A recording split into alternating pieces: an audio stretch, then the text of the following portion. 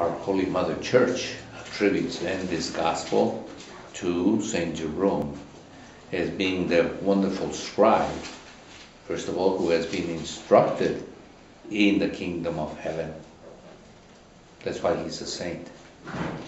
The second part are also followed from there, that he was very well instructed in the kingdom of heaven, and he was able to bring so many good things which the Lord has brought to us.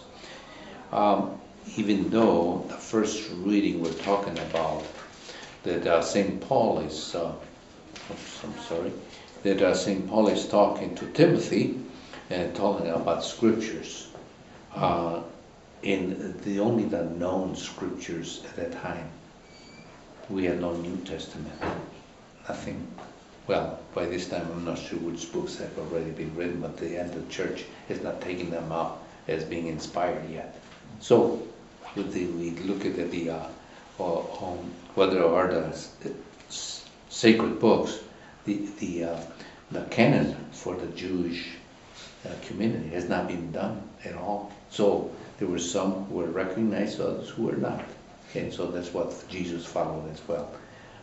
And so by the time that 356 or so, the church recognizes these are the inspired books, both the Old and the New Testament, and puts it together as one unit, one volume, one sacred scripture.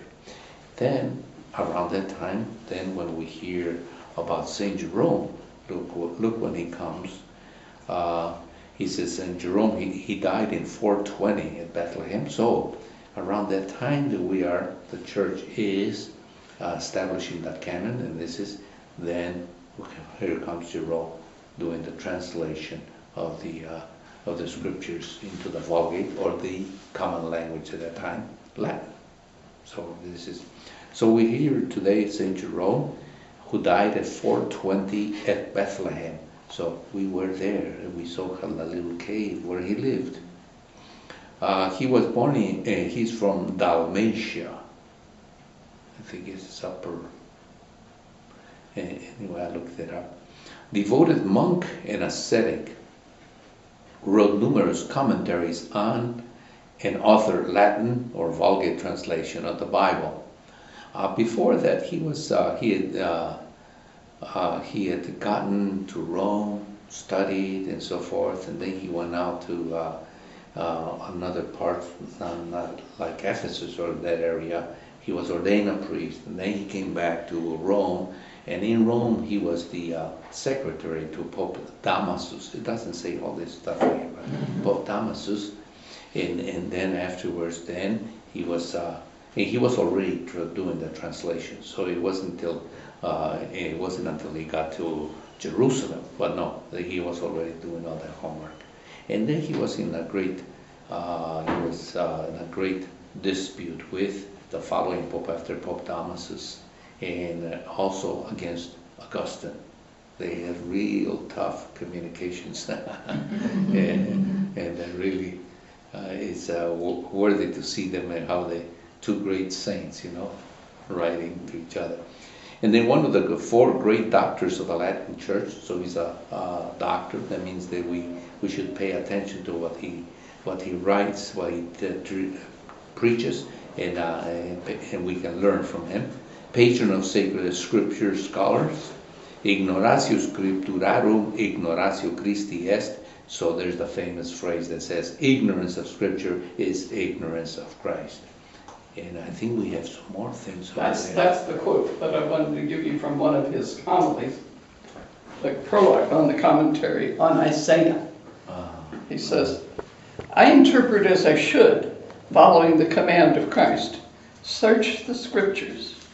Also, seek and you shall find. Christ will not say to me what he said to the Jews. You erred, not knowing the scriptures, and not knowing the power of God.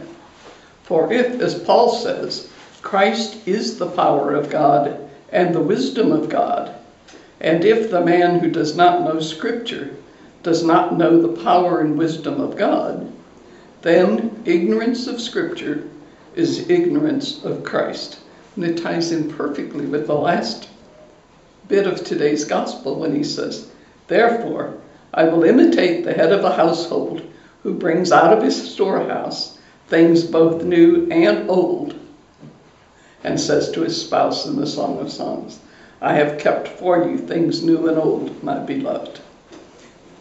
So you see how beautiful, how things are so well tied up. And that's providence. God's providence guiding the church through all this. And of course, it's what he was just read, and then what we're talking about the Mass, the changes of the Mass, and trying to deepen our understanding. It is the Word, God who speaks His Word. That's what Jerome was trying to also teach us. So let us then continue with the Eucharist, listening to that Word, listening to the words of St. Jerome, and learn from him as he invites us to never be ignorant of the Scriptures, so we be wise in the knowledge of Christ.